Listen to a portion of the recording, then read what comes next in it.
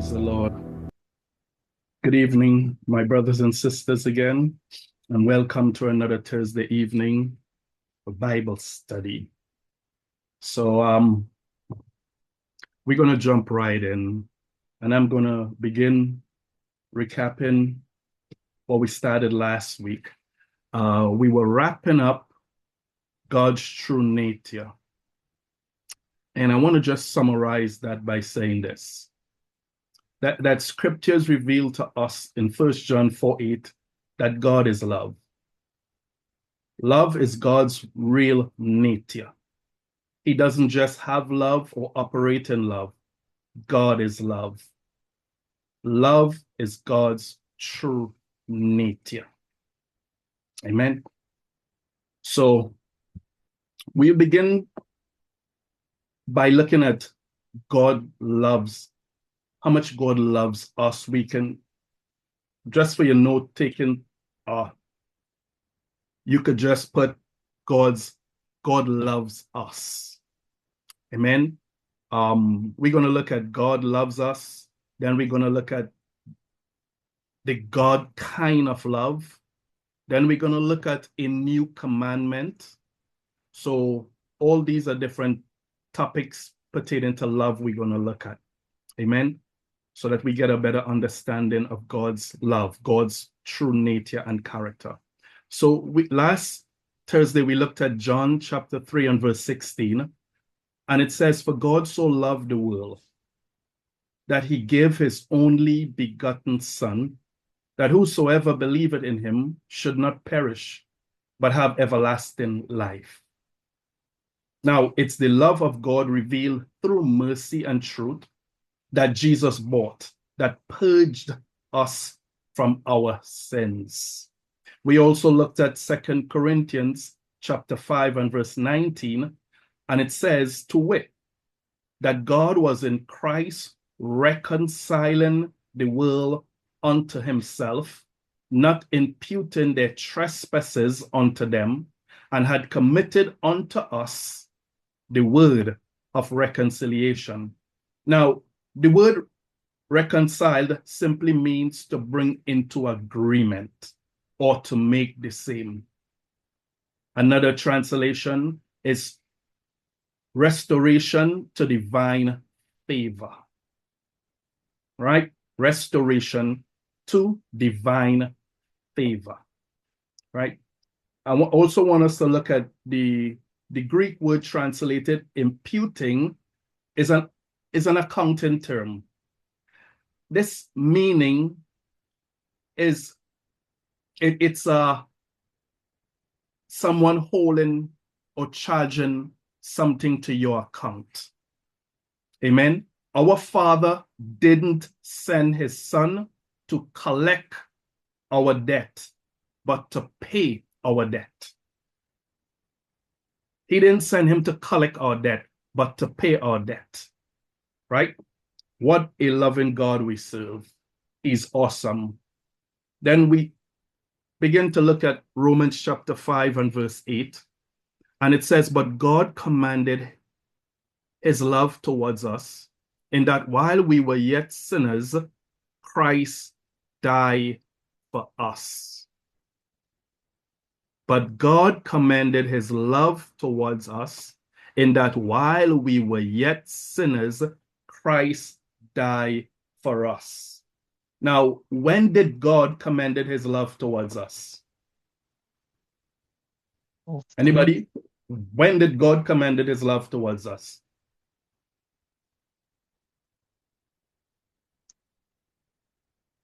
When he gave Jesus Christ, his Son, to die for us. Okay. Let's look at verse 8 again, Romans 5 and 8. It says, "But God commended his love towards us, in that while we were yet sinners, Christ died for us." So when did God commended his love towards us? While we were yet sinners, while we were still sinners. Amen. Mm-hmm. Anybody else agree with that? Have anything you want to add to that?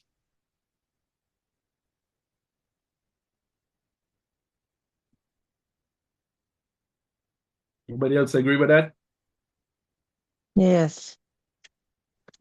When he died, good night, everybody. When he died on the cross, Brother Lincoln. Thank you so much for that. Okay.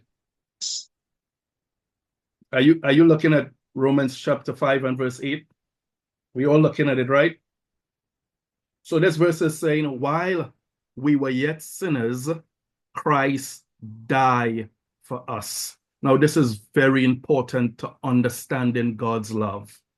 While we were yet sinners, Christ died for us.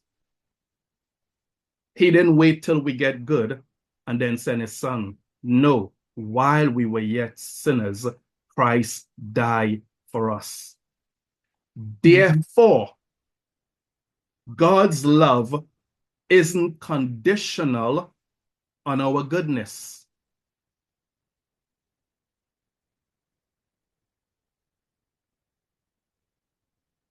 Therefore, God's love isn't conditional on our goodness. Do you agree with that? Amen, Minister. Amen. He does. Thank you, brother. He doesn't love us because we are lovely, but simply because, now get this, he is love. He is love. Amen? Amen. So God put his love on the line for us by offering his son in sacrificial death while we were of no use whatsoever to him. We were of no use to him. What great love God has for us. Now we'll pick up where we left off here now. This verse, Romans 5 and 8, is commonly quoted to illustrate the unconditional love that God has towards sinners. All right? Now, while that is certainly true, this verse doesn't clearly teach, it's clearly teaching that that is not the point Paul was making here. That is not the point Paul was making in this verse. In context, Paul was talking to the Christians about the grace of God. He was making a comparison, and verse 9 and 10 are the point of his comparison. He was using the truth here about God commending his love towards us while we were still sinners as a step to another truth. Now, not viewing this verse in context has caused many of us Christians to accept salvation by grace, but then come back under the deception that we have to live good enough for God to keep loving us or to even use us. So reading these verses in context is very important. Now let's look at verse 9 and 10. Sister Jamila, could you read verse 9 and 10 for me, please? All right. Good evening, everyone. Verse 9 and 10. Much more then, being now justified by his blood, we shall be saved from wrath through him. For if, when we were enemies, we were reconciled to God by the death of his son, much more being reconciled, we shall be saved by his life. Thank you so much. Now, I want you to look at verse 9 and 10 carefully. There's a phrase, much more. Much more. This phrase, much more, that is used in verse 9 and 10, now is very amazing.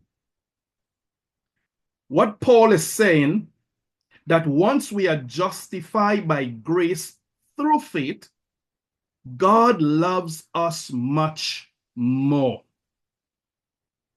God loves us much more. Being loved the same would be great. More would have been awesome, but much more is beyond our ability to comprehend. Much more. Now, many Christians accept the love of God for the sinners. Now, this is where we're going to get practical. Many. We accept the love of God for the sinners. But here where the problem arises.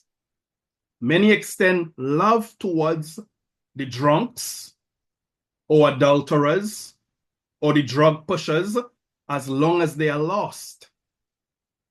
But if the drunks or the adulterers receive the forgiveness of God and ever commit one of those sins again, they show no mercy to them. They show no mercy to them.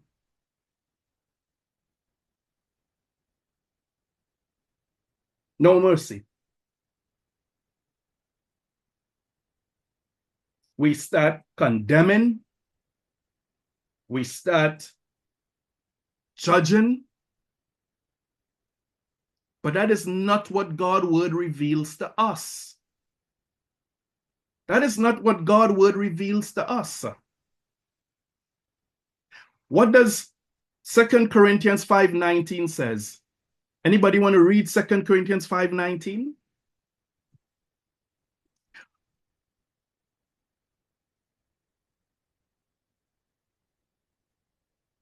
Come on.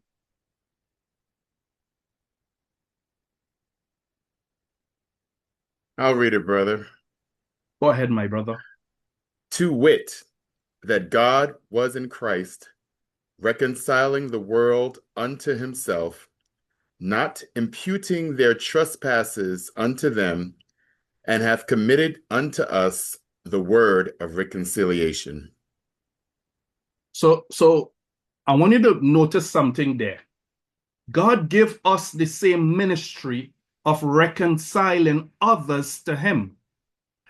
But if we don't understand how we were reconciled to him, then we're not going to extend that ministry of reconciliation to others. If we think that God's still judging us, still punishing us when we miss the mark, then we're going to turn around and do the same to others that are still operating as drunks, that are still operating as adulterers or drug pushers or whatever their struggle may be. We are not extending the ministry of reconciliation. We are not extending God's love to others because we don't even know the love that God extended towards us. We don't know. We need to know. So some of us actually believe that God loves us much less when we sin now that we are saved. God loves us less when we sin now that we are saved. And this is what we present into the world. This is why when a new believer misses the mark, they don't feel the love. They don't come back because of judgment, condemnation. That is not the ministry of reconciliation.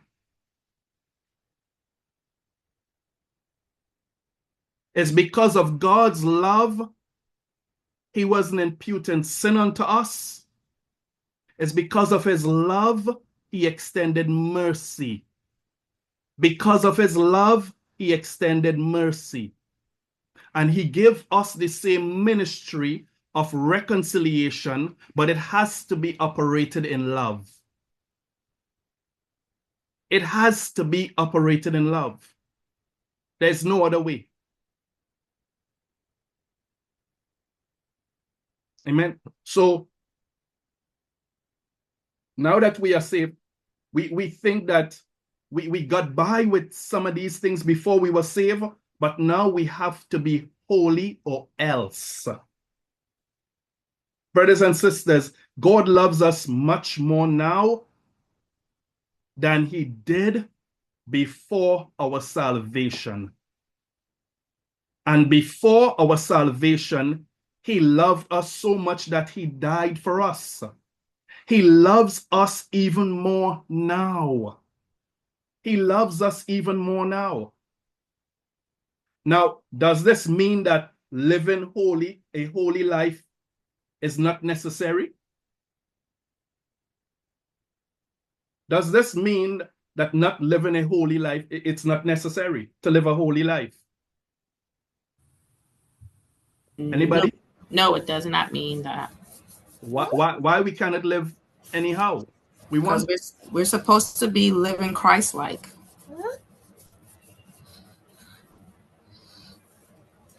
So if we don't live Christ-like, that means that God is not going to love us anymore? He still loves us, but our goal is to live Christ-like. We're supposed to be Christians. Christians is to be Christ-like.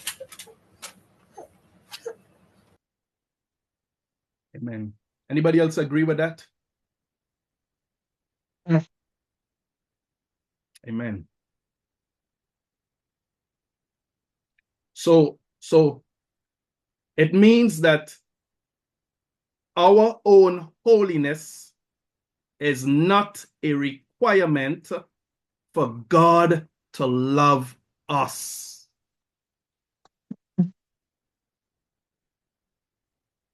It means that our own holiness is not a requirement for God to love us.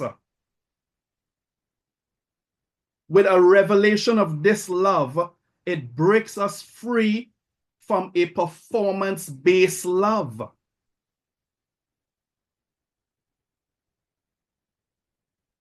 This breaks us free from a performance-based love. There are a lot of people doing things in order to be loved by God.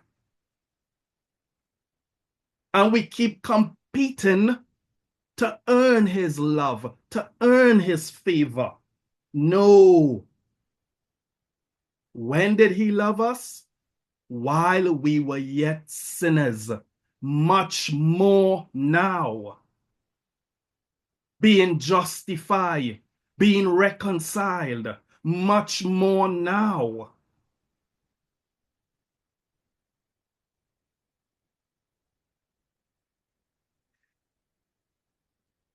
Satan had done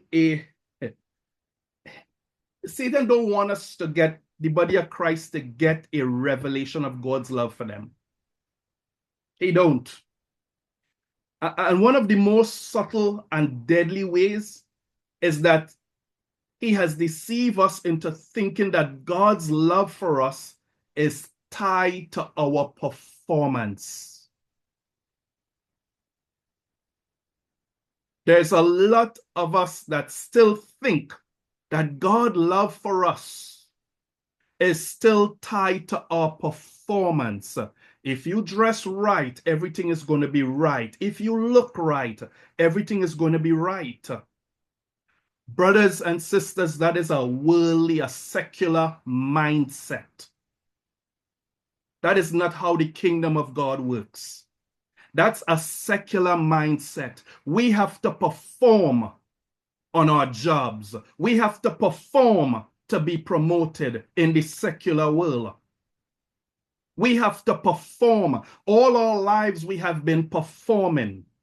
And we come into the body of Christ. We come into the church with that same mentality that we have to perform to get anything from God. No, God extended his love towards us while we were yet sinners. He extended his love towards us while we were yet sinners. We don't have to perform for God. We don't have to perform for God. Our employers don't hire us based on their love for us. They don't do nothing for us because they love us. No. We have to perform. And if we perform badly, we are fired. The same thing is true in most relationships.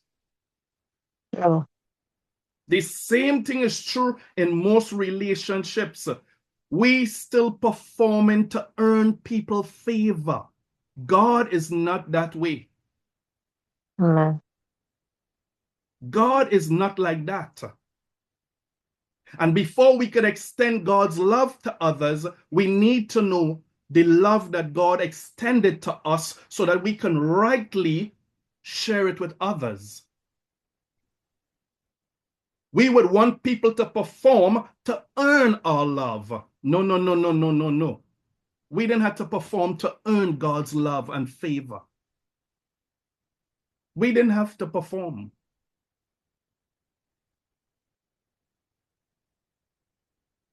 However,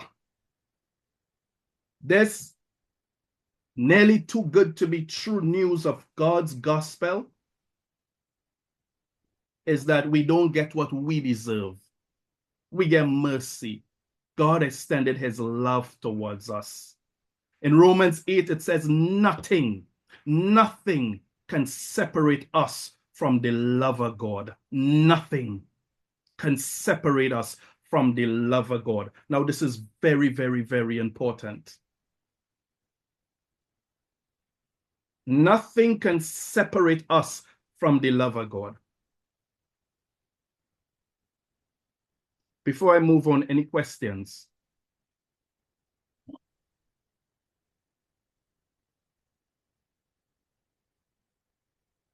Awesome.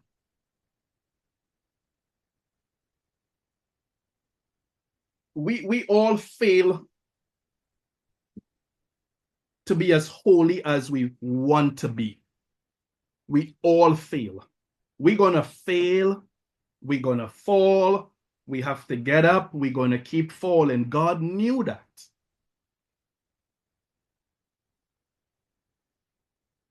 But this knowledge that God loves us more now than when he sent his son to die for us, get this now, will keep us from being condemned. It draws us back into the arms of our loving Father instead of running from him. It draws us back to him because we know how much he loves us. We know he's not holding this against us, brothers and sisters. We can come back to him because he loves us and he will welcome us with open arms. Now, for many of us here, this is just knowledge. Words. But God wants all to experience his love. He wants us all to experience his love. Now that we are justified by his blood and reconciled by his death, he wants us now to experience the love. Not just talk about love, but to experience his love. Amen. Amen. Another thing I want us to look at is that God's love for us is unconditional. How many of us really believe that? Amen. Or this is just a saying you heard? Are you No. experiencing God unconditional love? Amen. Honestly. Amen. Yeah.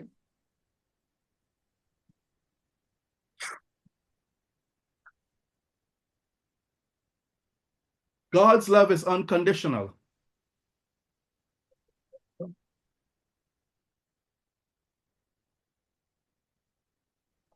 Anybody want to share God's unconditional love that they experience?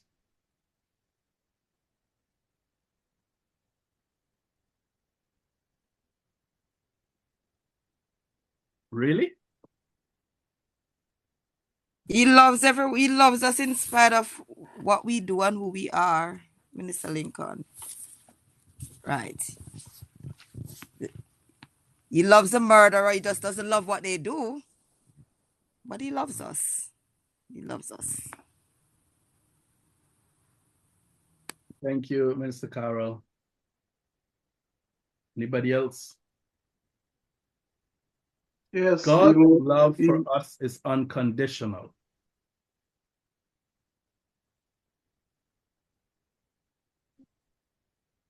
If it wasn't for God's love, wouldn't be here today. Wouldn't be here today. Because for God's love, I would be feeling so condemned that I wouldn't even want to walk into the church.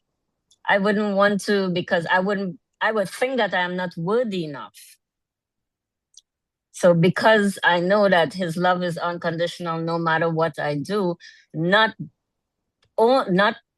to do, because it's not a license to do, but because I know better, I can do better. And I thank him that he has that unconditional love where he doesn't put a specific amount of time on how much he's going to forgive me and love me.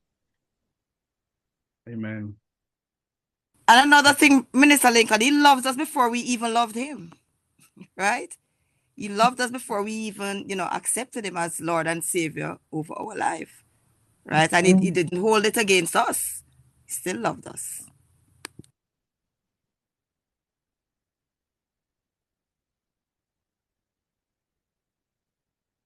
So God's love for us is unconditional. Minister, Yes. I just wanted to add that in my experience of honestly, just living condemnation, just living, all of the rules and the laws and oh my God. And for so long, I truly believed that was the way. And I would come home every Sunday crying because it's like I never could hit the mark, after church crying because it's like, God, I don't feel worthy of anything. And I know he is love because he transformed my whole viewpoint and heart and life in relation to how he loves me. I don't have to do anything. I used to cry out in tears, thinking the tears would get the prayers answered and all this. And I know now, I know that I know. It's just God. I don't have to do anything for him to love me. He already does. I'm so grateful to him for that revelation. That is so liberating. That frees us from bondage. One of the things is this. God's word to us is a love letter. And the reason we wasn't reading it as a love letter is because we were born in sin and shaped in iniquity. And we had to renew our minds because we've been so corrupted. We've been so messed up. We were like the dump. Everybody was just throwing the garbage on us. So we couldn't even see what God's word is really revealing to us. And the more we look into God's word, it's like Peter says, the day dawn arises. It arises. So it's like the sun rising clearer and clearer and clearer and clearer. And, we begin to see God's true nature and character through his word. So now we could understand this is a love letter to us, how much God really loved us. But if we are not reading it as a love letter, then we're going to be reading it wrong. This is God's love letter to us. God loves us so much. Why? Because he is love. not because we are lovely, not because we dress right, we act right, we speak right, we come to church more than anybody else. No, no. If somebody come to church more than you, that you don't have to feel condemned. You don't. And another thing, we don't have to perform for God to love us. So why do we perform? Why do we serve? What is going to fuel us serving now? As leaders in church, as believers, what fuels our motivation now? If we no longer performing for God to love us, then what are we doing now as we serving? How are we serving now? Because we love him. Yeah. We want to please him. I don't want to jump ahead in this lesson. This is exactly, he talks about a new commandment I give you, that you love one another as I have loved you. But we first have to discover how much he loved us. We need to discover God's kind of love before we could love others with God kind of love, not with the human kind of love we were programmed with. God didn't ask us to love one another as he has loved us without giving us that love. We're going to come to that. But God's love for us is unconditional. That is, God doesn't love us because of some virtue we possess. No, no, no, no. No. Brothers and sisters, if you get a revelation of this, everything we're going to do comes out of love. Amen. Let's continue. God's love goes beyond knowledge. Just mere knowledge. God is love. You know, we love to say, I love you, brother. I love you, sister. But God's word goes beyond love or just saying, I love you.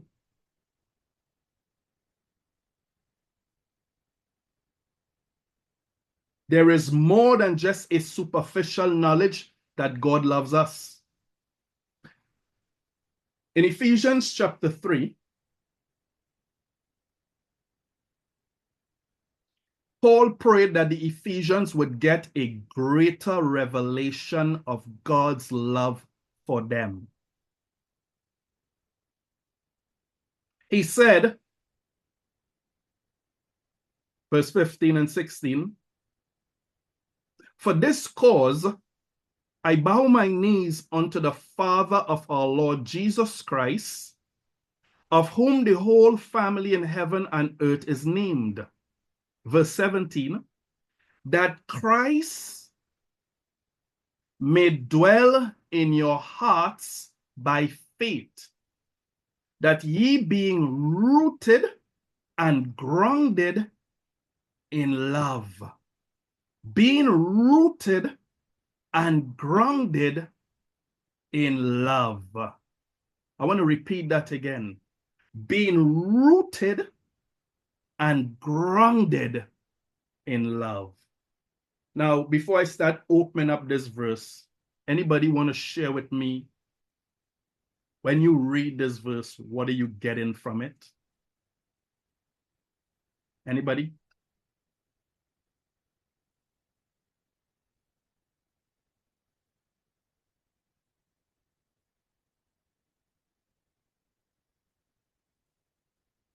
I'm not talking about when you read now, when you used to read it. What is this verse saying to you?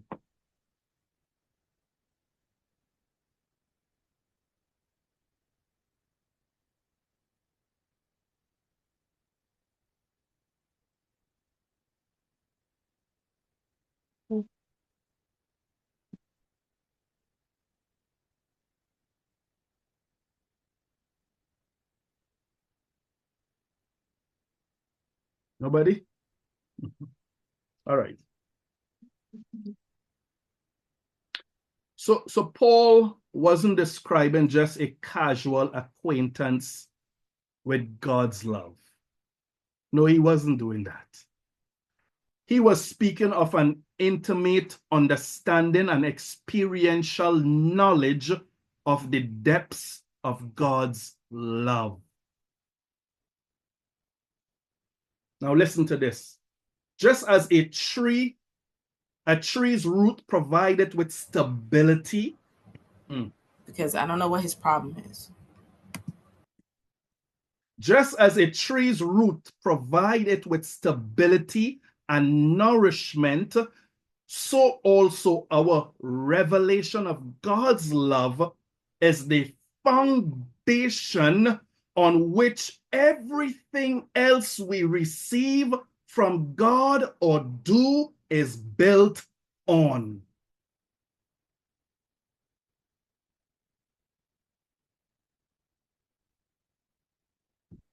And it's unshakable. It's unshakable. It's untouchable. I mean, can't nobody talk you out of it. Can't nobody steer you away from it. And I want to spend some time right here. Because God's love has to be our foundation in everything we do and say. Come on, this is not news to you all. Come on. This is normal Christianity.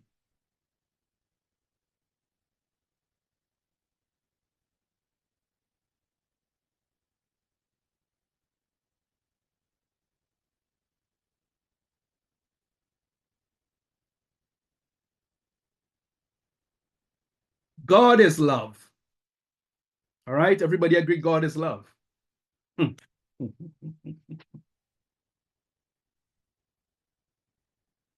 In John 15 says, we could do nothing without him.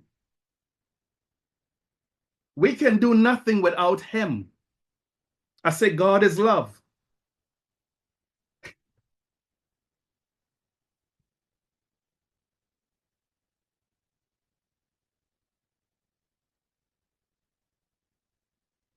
We would say we operating. God is here with us operating, but our action doesn't reveal his love. I say God is love. We can't do nothing without him. What is that saying to you? Anybody? What is that saying to you? Come on. If God is love, and John 15 said we can't do nothing without him, what is that saying? We can't do anything without love. Yeah. Love. No. Love. It's the root Everything of is everything. love. That's Love. it. Oh my God. Somebody getting it. Somebody getting it. What we've been doing all the time. Foolishness. Yeah, without love, acting off our own emotions. And sometimes that ain't love. Hurting people. Tearing everything down. The opposite of what God said. But get this now. We claim to be doing things by God, but it doesn't have love in it. And if it doesn't have love in it, then it doesn't have God in it.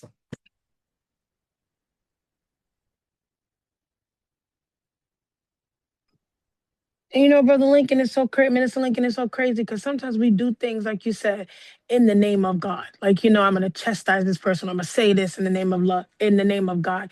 But it's without love. So it ain't God. Crazy. Now we could understand 1 Corinthians chapter 13 more clear.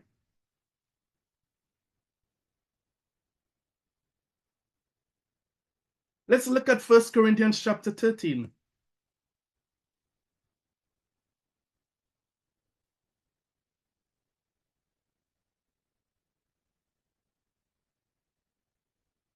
Sister Lisa, could you read the first two verses in 1 Corinthians chapter 13 for me, please? Yes, sir.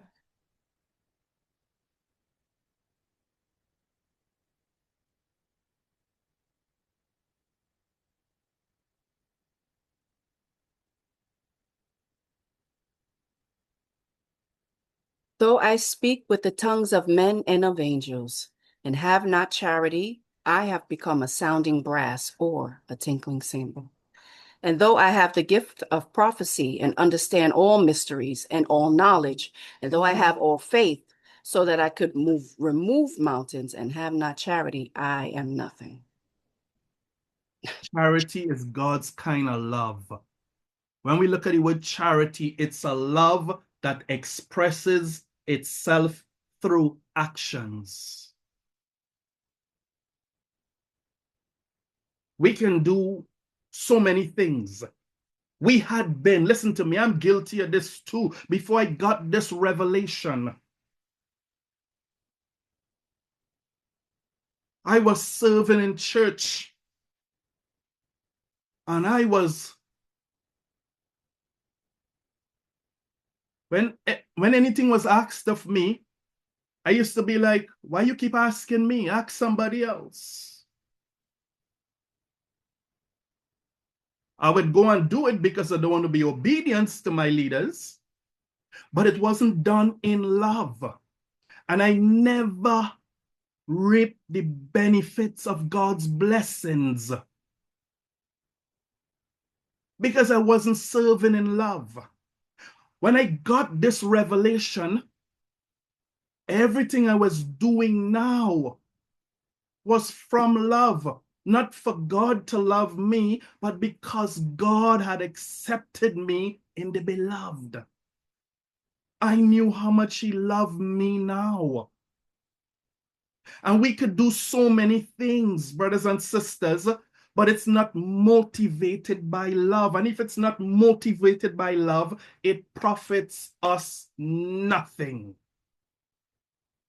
You can Amen. have faith, you can have all the knowledge, you can know all the songs, you can whatever. If it's not done in love, it profits us nothing. If you know that you're not operating in God's love, go sit on your behind till you get a revelation and then get up and start put it into practical application. Amen. Because no matter what you do, it's not going to profit you nothing. Amen. Nothing. Amen. Amen. Amen. And when we stand before God, we want to hear, well done, O good and faithful servant. Not how much you did, but you was motivated, what you were motivated. What makes you do what you did? God's love for others, God's love. We love him because he first loved us, brothers and sisters. We love him because he first loved us. I'm telling you, you get a hang of this, our actions is going to change more accidentally than we did on purpose.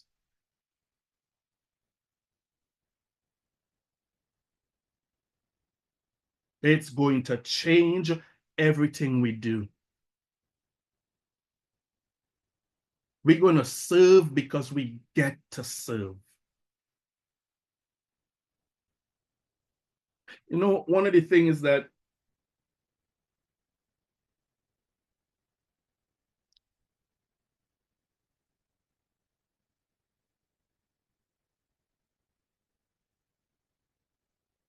it's sad to know that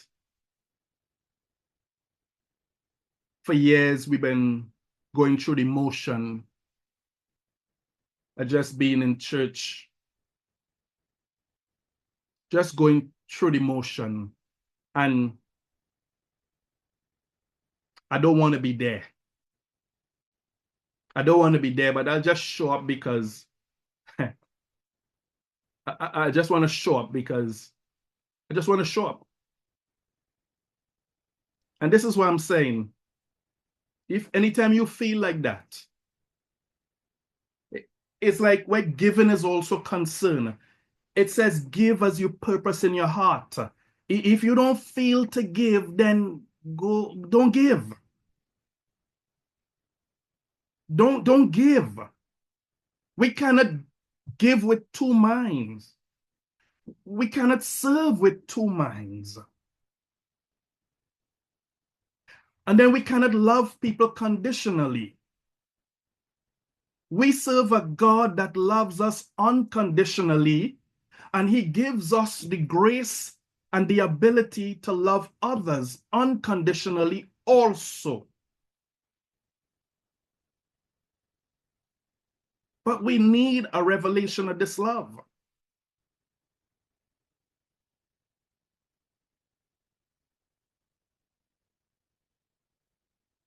Amen. So, again, just as a tree roots provide it with stability and nourishment, this is so profound. So also our revelation of God's love is the foundation on which everything else we receive, everything we do receive, it's built upon. It's built upon. Love has to be our foundation. Has to be. Any question before I move on? I'm going to get to just one more verse in Ephesians chapter 3:18. And I'll take questions after. Verse 18 says that we may be able to comprehend with all saints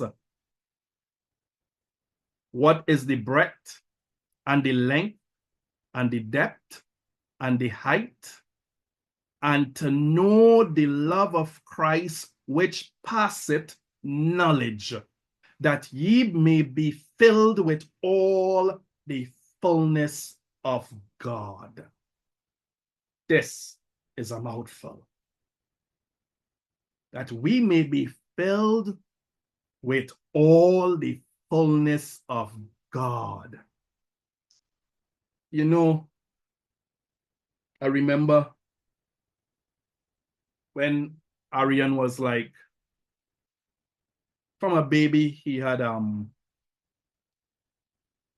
allergic to peanuts, and then he had, notice my words, had this asthma stuff. And almost every week, I used to be going to the hospital with him for them to give him this what is it called? Steroids to open up his lungs and all these things in order for him to breathe. And I got so fed up one day. And I remember saying this. I said, God, I wish I could take what Arian is struggling with and give him my health. Now listen good what I said. I wish I could have taken that away from him and give him my health. And then one day I was studying these verses, and I heard the Lord said, I already give my son for all these things, and give us life now. The same thing my son had struggling with. God already gave his son in that place and give us his life now. He took our sicknesses. He took our diseases. He took everything and give us his life. Why am I saying this? Because God loves us and love our children more than we can love our children. God loves us more than we love ourselves. And he wants to express that love to us if we would allow him. Our love one to another is inferior. We need the God kind of love to effectively love others. God loves our spouse. He loves our children. He loves us more than we can love them.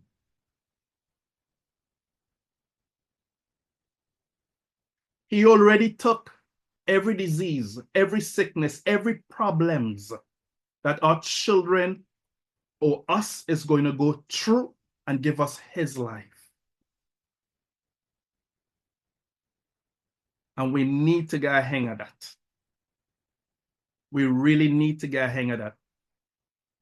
In verse 18 here, it says, know the breadth and the length and the depth and the height. God's love is not one-dimensional. It's like we're looking at a portrait on the wall. We see one-dimensional. We see that in one dimension. God's love is not one-dimensional.